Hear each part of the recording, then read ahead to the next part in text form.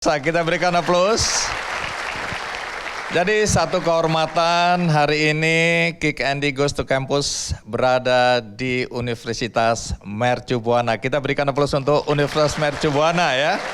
Terima kasih untuk kesempatan yang diberikan. Dan sebagaimana biasa teman-teman adik-adikku tercinta, di Kick Andy itu yang diangkat adalah cerita-cerita yang memberikan semangat, memberikan inspirasi, ya, terutama bagaimana seseorang berjuang untuk bisa mewujudkan mimpinya. Sekarang ini ada stempel yang diberikan kepada generasi muda, bahwa generasi muda sekarang, Gen Z-nya ini generasi strawberry, lembek, nggak punya daya juang, gampang menyerah, sering healing, dan mengalami gangguan kejiwaan. Nah, hari ini kita semua tentu tidak ingin stempel itu terus melekat pada diri kita. Karena kita mungkin atau sebagian besar dari kita tidak seperti itu. Kita adalah generasi yang punya mimpi juga, yang berjuang untuk mencapai mimpi itu, mewujudkan mimpi kita agar menjadi kenyataan. Jadi hari ini temanya seperti itu. Dan kita akan dengarkan cerita dari dua tamu istimewa kita yang hari ini saya undang untuk bercerita tentang perjuangan mereka untuk mewujudkan mimpi dan cita-cita mereka. Dan karena mereka berasal dari keluarga yang relatif boleh dibilang miskin, maka perjuangan mereka itu harusnya bisa menjadi cermin bagi kita. Kalau dia bisa, kalau mereka bisa, aku harusnya juga bisa. Nah, itu yang saya ingin sampaikan kepada teman-teman yang hadir di Universitas Mercu Buana dan bagi siapapun yang menonton acara ini. Saatnya kita mengundang tamu istimewa kita. Berikan tepuk tangan yang meriah untuk Angga Fauzan.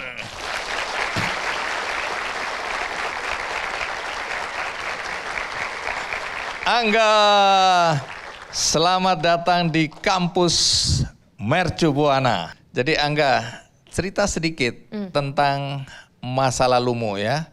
Nama saya adalah Angga Fauzan. Saat ini saya merupakan CEO dari MySkill. Kalau teman-teman pernah dengar MySkill. Sedikit cerita, saya berasal dari Boyolali, Jawa Tengah. Awalnya kami tinggal di Ciracas, Jakarta Timur, sampai suatu ketika tempat jualan ayah saya, yakni ayam goreng, itu digusur. Nah, akhirnya kami pindah ke Boyolali. Di sana Simbah punya kandang kambing, Pak. Punya gubuk kandang kambing, kami tinggal di situ. Kambingnya dijual, kami tinggal di gubuk kandang kambing sampai saya lulus dari ITB. Kebetulan saya kuliah S1 di ITB, kemudian saya lanjut S2 di Edinburgh University, pakai beasiswa juga LPDP. Dan bekerja dan sekarang membangun MySkill, kurang lebih seperti itu Pak. Wow, oke, silakan duduk Angga. Orang tuamu dulu dagang ayam goreng dan digusur. Ya. Emang benar. Dagangnya di mana? Jadi mungkin sedikit cerita lebih ke belakang ya Pak ya. Jadi ayah saya itu dulu dia nggak lulus SD. Dia cuma pernah mengalami kelas 1 SD di Boyolali, Jawa Tengah. Kemudian ketika muda, beliau itu bekerja sebagai kuli bangunan di Boyolali. Jadi ada pembangunan jembatan, apa dan seterusnya. Sampai suatu ketika mandor kulinya itu nipu Pak. Maksudnya ayah saya udah kerja berbulan-bulan, nginepnya tuh ya di tempat bawah jembatan tadi. Di jembatan di dibangun tadi. Biasanya benar, di pinggir-pinggir jalan dan sebagainya. Karena memang tidak ada penginapan, 1 bulan, 2 bulan, 3 bulan, mandornya pergi, kabur. Jadi nggak dibayar. Kemudian ayah saya ikut saudara kerja ke Jakarta, ikut mulai jualan ayam goreng, kemudian punya gerobak sendiri, pelan-pelan, kemudian jual ayam goreng di Jakarta. Nah ibu saya waktu itu jadi ibu rumah tangga Pak. Kemudian itu kejadian tahun 2004 ketika saya kelas 4 SD teman-teman. Di situ mulai berubah karena memang harus memulai semuanya dari awal. Ibu saya akhirnya mencoba berbagai macam peruntungan, jual siomay pernah, jual gorengan keliling desa pernah, jadi pembantu pernah dan sebagainya, intinya membantu banyak hal. Baik, di Jakarta ayah berjuang mencari nafkah sebagai? Awalnya itu jual jagung rebus, kacang rebus, kemudian ikut saudara tadi awalnya, kemudian lama-lama bikin ini Pak, gerobak ayam goreng di Ciracas. Jadi ada gerobaknya, nah dia jual ayam goreng standby di suatu tempat. Berapa tahun lamanya jadi penjual ayam goreng Mungkin 5 gerobakan? sampai 10 tahunan sih Pak. Tapi intinya ayahmu setelah digusur apa yang terjadi dalam kehidupannya? Ketika digusur itu kan pilihannya dua Pak, antara pindah tempat baru atau ya sudah pindah ke kampung halaman lagi gitu kan.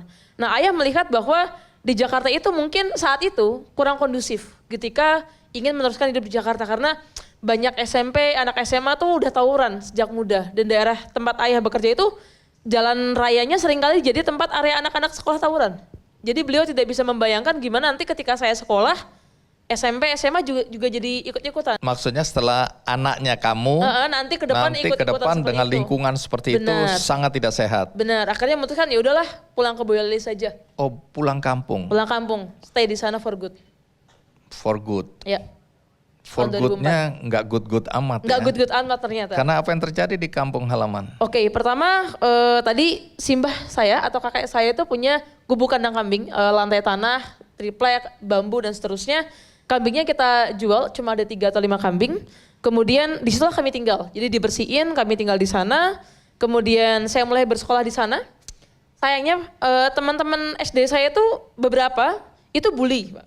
Bulinya benar-benar kita ngomongin fisik, kita ngomongin verbal, kita dipukul, ditendang, diancam dibunuh dan macam-macam. Kenapa begitu? Karena satu yang paling miskin, kedua paling kecil, ketiga tidak bisa bahasa Jawa. Berapa bersaudara kamu? 2 bersaudara, adik saya selisihnya 9 tahun. Oke, demikian kehidupanmu di masa kecil ya. Iya, begitu. Tapi tadi kamu bilang kamu sekolah di mana tadi? Di luar ITB. negeri? Di ITB dan di Edinburgh. Edinburgh. Iya. Saya pernah ke sana, Scotland ya? Iya benar. Oke, saya pernah kebetulan ke sana dan kotanya indah sekali. Sangat indah sekali. Tapi ini anak yang tinggal di kandang kambing bisa sekolah sampai ke luar negeri, Iya. di Scotland. Iya. Dan di dalam negeri sekolah di sekolah yang Di cukup ITB. bergengsi, Iya. ITB. Jurusan apa? DKV, Desain Komunikasi Visual. Baik, nanti kamu cerita ya bagaimana Boleh. mungkin seorang anak dari keluarga kuli bangunan, penjual ayam goreng di gerobak, ya tinggal di kandang kambing, dibully karena miskin, ibu jualan makanan keliling kampung ya, dan sekarang bisa jadi CEO, Ya. MySkill. Ya. Yang sebagian besar teman-teman udah tahu dan mungkin menggunakannya ya, mencari itu MySkill apa kalau boleh tahu? MySkill adalah platform untuk kita mengembangkan skill dan menyiapkan karir, Pak. Jadi mau teman-teman mau jadi marketer, mau jadi finance, mau jadi HR, semua profesi-profesi profesional. Nanti kita akan lanjutkan bagaimana perjalanan hidupmu yang saya yakini akan menginspirasi teman-teman yang ada di sini. Tapi sebelum itu mari kita saksikan dulu perjalanan hidup Angga berikut ini.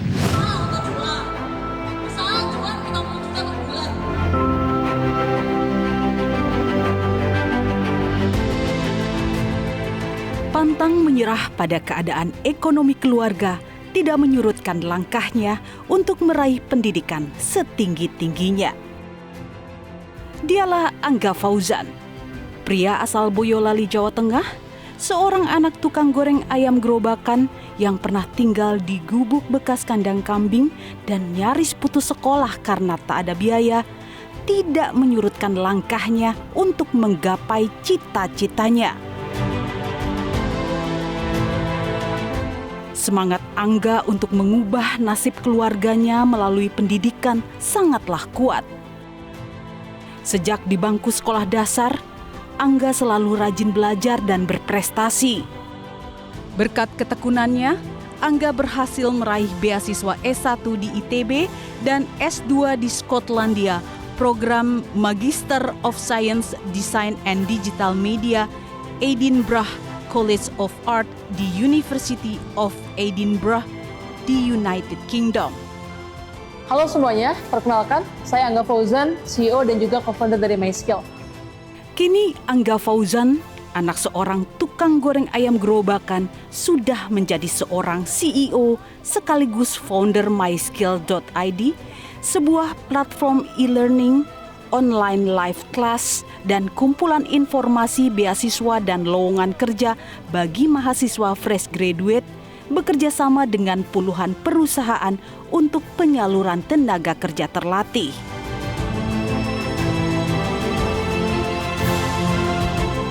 Walaupun Angga sudah meraih kesuksesan, Angga tidaklah sombong. Angga yang terus berusaha, pantang berputus asa, menjadi kunci untuk bisa mewujudkan mimpi dan cita-citanya, patut diteladani.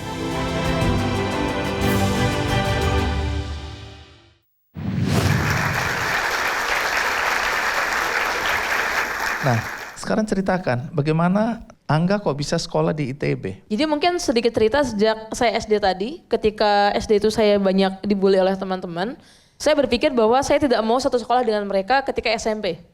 Jadi saya memutuskan untuk SMP yang agak jauh, tapi tetap bagus dan tidak akan bertemu dengan mereka. Akhirnya saya waktu itu memutuskan untuk bersekolah di SMP Negeri 2 Boyolali, Pak. Nah, menurut saya titik mula perubahan hidup saya itu di situ. Karena perpustakaan SMP 2 Boyolali itu kebetulan adalah perpustakaan siswa terbaik se-Boyolali dan pernah mendapatkan predikat sebagai perpustakaan terbaik siswa untuk se-Jawa Tengah peringkat 3. Kenapa? Karena di sana banyak sekali buku-buku yang kita bisa pinjam, kita bisa request, dan kalau kita membuat resensi bukunya kita dapat nilai tambahan di pelajaran bahasa Indonesia. Nah, tadi sempat ada beberapa foto saya dengan Andre Hirata, saya dengan Habibur Rahman Elsirazi. Mereka adalah penulis-penulis buku yang menginspirasi saya ketika saya baca Laskar Pelangi, ketika saya baca Ayat-Ayat Cinta dan sebagainya. Saya merasa, oh, meniti pendidikan setinggi-tingginya itu seru ternyata. Oh, ternyata kuliah bisa loh sampai ke luar negeri. Kebetulan buku-buku yang saya baca di perpustakaan SMP tadi itu membuka mata saya bahwa, oh, pekerjaan itu banyak sekali. Oh, ada loh namanya Oxford, oh, ada loh namanya Cambridge, oh, ada loh namanya Sorbonne. Dari situ saya mulai berpikir bahwa pokoknya nanti saya harus kuliah ke luar negeri. Nah, lantas dari SMP sebenarnya saya nyaris putus sekolah, Pak. Tidak lanjut ke SMA karena tidak ada biaya. Orang tua saya pada saat itu mendaftarkan saya ke tempat kursus komputer untuk bisa jadi admin pabrik, admin toko dan seterusnya yang bisa cepat kerja. Jadi bukan SMK bahkan, kursus komputer biasa. Tapi saya diam-diam mendaftar ke SMA, yakni SMA 3 yang juga sangat membentuk hidup saya sekarang. Jadi saya dari rumah itu pakai baju biasa, sampai SMA-nya itu saya baru ganti seragam sekolah. Dan saya mendaftar sendiri. Ketika teman-teman tuh daftar sama pacarnya, sama orang tuanya, pakai mobil, pakai motor, saya naik bis gitu. Di sana alhamdulillah diterima, dapat uang pinjaman untuk bisa bayar SPP 1,7 kalau tidak salah. Akhirnya saya mulai mengoptimalkan diri untuk bisa menyiapkan diri kuliah yang lebih bagus dengan ikut banyak lomba. Jadi waktu SMA itu piagam kejuaraan saya ada 14, Pak. Dari lewat kabupaten, Karesidenan Surakarta sampai provinsi.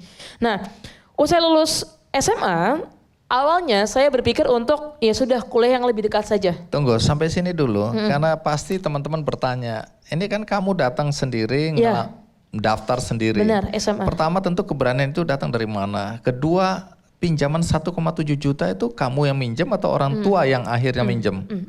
Jadi keberanian dari mana itu keberanian terbentuk dari buku-buku yang saya baca di SMP tadi. Saya melihat bagaimana Ikal di novelnya Laskar Pelangi itu benar-benar. Ikal itu Andre Hirata ya. Iya, kalau kita tadi lihat dari Laskar Pelangi. Kalau belum pernah nonton filmnya, belum tahu siapa Andre Hirata, tinggal cari klik Kick Andy Laskar Pelangi pasti dapat ya. Benar. Jadi ayah saya mencoba mencari berbagai pinjaman. Tunggu, akhirnya orang tuamu tahu? Akhirnya tahu. Kamu tahu ketika diterima. Mendaftar. Tahu ketika diterima. Pas diterima itu saya kan boleh bilang. Artinya orang tua dijebak juga ya. Iya benar, saya orang tua bayar, saya ya. dijebak, benar. Tapi nggak punya uang. Nggak punya uang, akhirnya nyari pinjaman, Pak. Nyari pinjaman keliling-keliling Boyolali ke bank-bank dan sebagainya, akhirnya alhamdulillah dapat tanpa agunan. Akhirnya saya tidak mau menyia-nyiakan jasa orang tua saya akhirnya tadi, saya pokoknya harus ikut banyak lomba, punya banyak prestasi. Akhirnya tadi ketika SMA saya punya 14 piagam kejuaraan. Lomba gambar terutama, karena memang saya suka gambar, saya suka menulis. Nah, usai lulus SMA, saya berpikir untuk kuliah yang lebih dekat dengan beasiswa.